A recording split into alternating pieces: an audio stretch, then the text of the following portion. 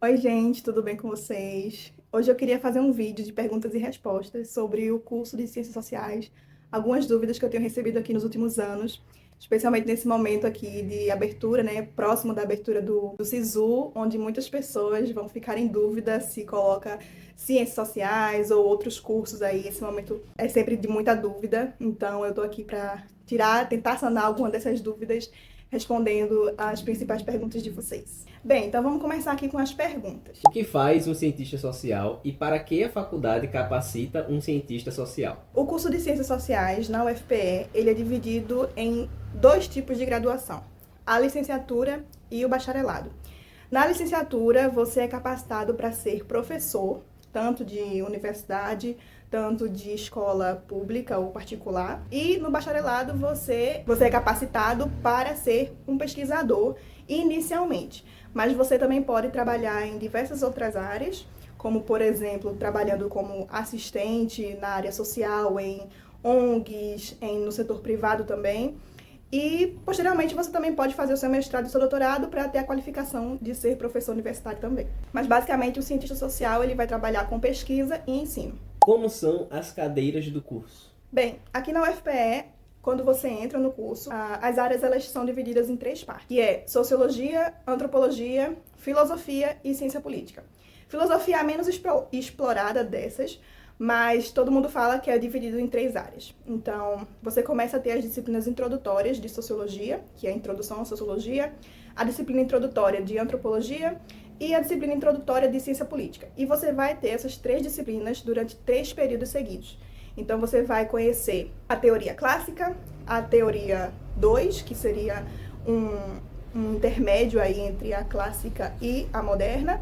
E, por último, você vai estudar a teoria moderna dessas três áreas. Então, vai ser a teoria moderna da teoria contemporânea, né? Teoria contemporânea da antropologia, da sociologia e da ciência política.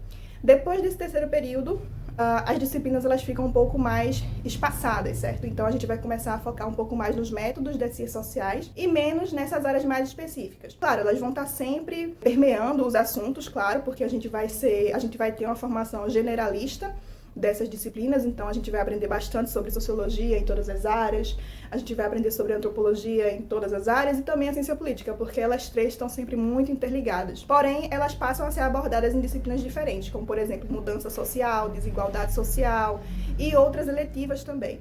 Além de que você vai começar a estudar também as disciplinas de método, que seriam os métodos quantitativo e qualitativo das ciências sociais, que eu diria que é uma especificidade do curso, onde o cientista social ele é muito focado nesse método de se fazer a pesquisa. Então, a gente é muito qualificado também a aprender essas duas metodologias. Como funcionam as aulas de campo? As aulas de campo elas são uma característica muito presente no curso de Ciências Sociais, especialmente nas aulas de antropologia, onde a gente vai se aproximar das comunidades, se aproximar das pessoas.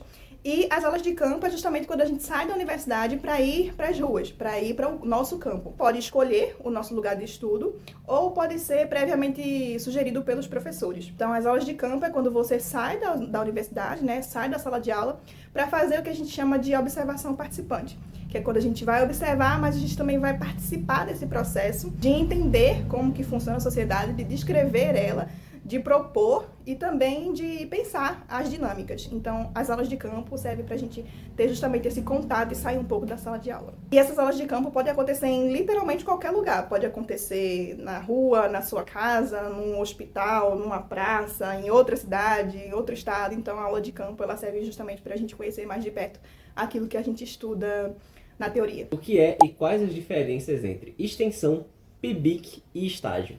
Primeiro de tudo, o que é cada coisa? A extensão, como o próprio nome já diz, ela é uma extensão da universidade para a comunidade. Então, as ações de extensão é quando você entra num grupo, entra num projeto junto com o professor e outras pessoas para elaborar um projeto, para elaborar uma ação, para elaborar alguma atividade que vai integrar a universidade, o que é feito na universidade, com a comunidade. Isso pode ser qualquer comunidade, tá, gente? Porque uma dificuldade que eu tinha de entender antes de entrar no curso era que comunidade era essa. Então, você pode literalmente estar em qualquer comunidade. Uma comunidade indígena, uma comunidade quilombola.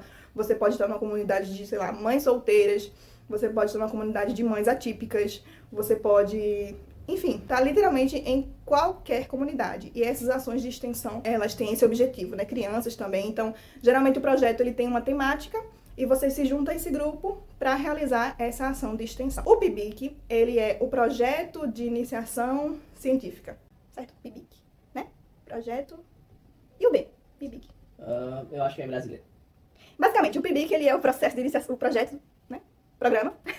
Basicamente, o PIBIC, ele é o Programa de Iniciação Científica. O PIBIC, ele já é um projeto que não necessariamente vai ter um envolvimento com atividades fora da universidade, mas pode ser que tenha. O PIBIC começa quando você tem um interesse e você também tem um professor para te orientar. Você pode fazer de duas formas. Você pode elaborar o seu projeto de pesquisa, basicamente, e pedir para um professor te orientar e ele vai submeter esse projeto e se for aprovado, você vai fazer esse projeto por um ano e no final você vai apresentar os resultados dele no congresso. Ou você também pode se voluntariar para um professor, né, pedir para participar do projeto já existente de um professor, isso você faz através do sistema SIGA, para participar daquele projeto que já existe daquele professor, baseado nas suas áreas de interesse.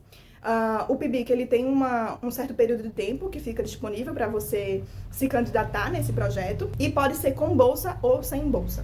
O ideal seria com bolsa, né? A gente sempre quer receber para fazer pesquisa, mas às vezes você não consegue a bolsa e é muito bom também que você faça o projeto porque conta muito no seu currículo. Então, basicamente, você vai ter um plano de atividades que você vai fazer durante um ano.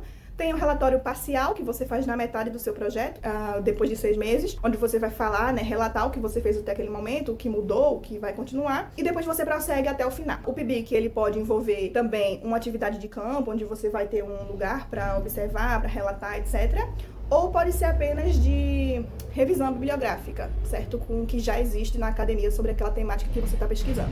Eu sei um pouco mais sobre o PIBIC, porque eu já estou no meu segundo projeto e eu também sou muito envolvida mais com as áreas de PIBIC, mas eu também já fiz extensão.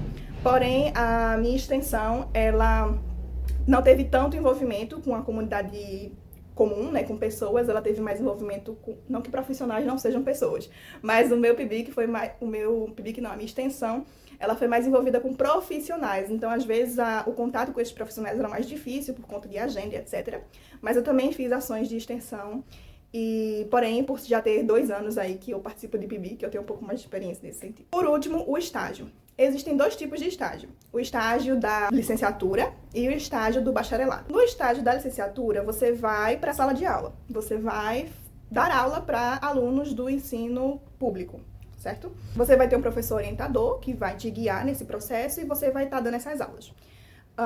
E no estágio do bacharelado, você vai basicamente fazer algum projeto de pesquisa também, vai participar de alguma atividade dentro da universidade ou fora dela, mas é uma atividade de mais ou menos 200 horas, que você faz 4 horas por semana, para cumprir essa carga horária da disciplina de estágio. E nessa disciplina de estágio, você vai fazer essa atividade e no fim vai elaborar um relatório e basicamente é uma disciplina mesmo, você tem que cumprir ela do início ao fim juntamente com esse professor orientador. Qual a diferença entre um cientista social e um assistente social? Certo, muita gente se faz essa pergunta, eu mesma me fiz também, porque ciências sociais e serviço social foram as minhas 2 opções no SISU e eu tinha muita dúvida sobre o que era cada uma delas, o que exercia cada uma dessas profissões. Bem, eu fiz aqui uma colinha para falar para vocês exatamente no que atua cada uma das 2 profissões, porque eu não tenho, né, tanto contato com as áreas da assistência social, então, para não falar nada errado, eu fiz uma colinha aqui.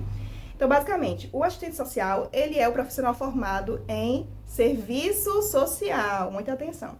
E o assistente social, ele vai atuar na defesa dos direitos humanos, né, na defesa dos direitos do trabalhador e dos direitos de suas famílias, na promoção da justiça social, mediando o acesso entre os direitos e as políticas públicas, né? Ele vai atuar como um mediador das decisões do Estado para com as pessoas, como, por exemplo, saúde, educação, moradia. E também vai atuar com as comunidades em vulnerabilidade social, né? Promovendo esse bem-estar, né, geral, e também promovendo essa inclusão social, para que todos tenham esse bem-estar coletivo, né? Buscando, como eu já falei, aproximar os indivíduos das políticas públicas. Quais são as áreas de atuação do assistente social, né? Saúde, hospitais, UPAs.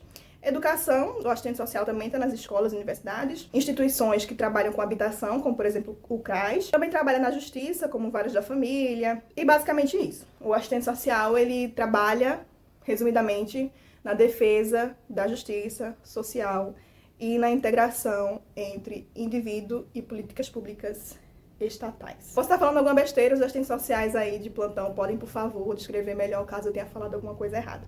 Já o cientista social, a gente vai trabalhar mais com os comportamentos humanos, as relações sociais, as políticas, culturais também, na área cultural. E basicamente a gente vai analisar fenômenos como desigualdade, poder, mudança social, através das disciplinas que a gente estuda na universidade, como por exemplo a sociologia, antropologia e ciência política, que eu já falei para vocês. A gente atua em pesquisa, ensino, formulação de políticas públicas e também consultoria para o setor privado. O cientista social, ele tem um mercado muito amplo, apesar de não ser muito divulgado, né, a atuação do cientista social. A gente tem uma característica muito especial em relação às outras áreas, que é o nosso método, né? O método das ciências sociais, ele é um método diferente do método do assistente social, ele é um método diferente do professor, ele é um método diferente de todas as outras áreas, porém que se integra junto a elas. Então, o cientista social, ele é muito valorizado pela aplicação desse método de análise da sociedade. E a gente pode trabalhar em instituições não governamentais também, do setor privado, como, por exemplo, empresas ou instituições que vão fazer algum tipo de ação na sociedade, por exemplo. Então, todo tipo de impacto ambiental, digamos assim, precisa ter um cientista social ao lado, né, para fazer a análise daquele território, para analisar os impactos que aquela empresa vai ter naquele território. Então, tudo isso se faz com o cientista social. A gente também está presente aí, por exemplo, na ONU, no IBGE, no IPEA, em sindicatos e, para a surpresa de algumas pessoas, também na área de publicidade e na área de marketing. Porque hoje em dia, né, as instituições, as empresas estão cada vez mais com essa pegada social e a gente precisa também da visão, né, de um cientista social, de como abordar aquela temática. E o cientista social é um profissional extremamente qualificado para atuar também nas empresas, para fazer essa divulgação da publicidade, por exemplo. Vale a pena fazer ciências sociais em 2026? Eu acho que muita gente vai se perguntar isso nesse momento, né? Onde a gente vê cada vez mais os cursos de humanidades sendo atacados, né? Onde algumas pessoas têm o objetivo de acabar com os cursos das ciências humanas, no geral, não só as ciências sociais. Eu acredito que não tem ano melhor para fazer ciências sociais do que nesse ano que estamos agora. O cientista social, ele é uma pessoa que tem uma visão muito crítica sobre fenômenos políticos, fenômenos sociais, fenômenos na família. É muito importante que a gente consiga desenvolver cada vez mais as nossas habilidades de conciliação. E que momento melhor para ter conciliações do que esse que estamos agora, né? Então, estudar a sociedade, estudar as interações humanas, estudar a política, estudar a economia, algo que a formação em ciências sociais te proporciona de modo amplo e de modo muito interdisciplinar. Você vai conseguir juntar diversas áreas nesses seus momentos de estudo, né, nesse curso. Então eu acho que vale super a pena fazer ciências sociais em 2026, porque você vai aprender coisas que talvez você não visse em nenhum outro curso. Caso você esteja na dúvida e caso você goste de estudar os fenômenos, a sociedade, a política, a cultura, entender como que essas coisas funcionam por dentro, né? E também entender como que você poderia mudar essa sociedade, juntar pessoas, juntar grupos para conseguir mudar essa sociedade. Eu acho que as pessoas que têm essa motivação, elas vão se dar muito bem no curso e com certeza fazer Ciências Sociais 2026 vale muito a pena, porque acho que a gente está também nesse momento de defender mais os cursos das humanidades, não só Ciências Sociais, mas o curso de História, o curso de Artes, o curso de Museologia, o curso de Arqueologia e diversos outros que estão tentando tirar das nossas universidades. Acho que a gente está no momento certo de entrar nesse curso, de entender mais sobre esse curso, de outras pessoas também, de outras graduações, conhecerem mais o que a gente faz, e acho que não teria ano melhor para fazer Ciências Sociais do que 2026. Então é isso, gente. Eu espero que vocês tenham gostado do vídeo, um vídeo um pouco diferente do que eu costumo trazer aqui, mas espero que tenha respondido pelo menos as perguntas que eu trouxe aqui. Vocês sempre fazem bastante perguntas sobre como que é o curso de Ciências Sociais. Eu consigo falar limitadamente também, como falei, né? Eu sou do bacharelado, então, por exemplo, pessoas que são da licenciatura vão ter uma experiência talvez um pouco diferente da minha, porque elas atuam mais na parte de educação desde o início do curso, mas eu acredito que aqui é um espaço que a gente pode falar abertamente sobre as nossas opiniões, sobre o curso e dúvidas também, inseguranças e desejos e sonhos. Aqui é um espaço que a gente pode falar abertamente sobre essas coisas. Eu espero que vocês tenham gostado. Se você gostou, deixa o like, deixa o seu comentário e compartilhe esse vídeo com um amigo que pode gostar desse vídeo e estar interessado em fazer Ciências Sociais também. Um beijo e a gente se vê no próximo vídeo.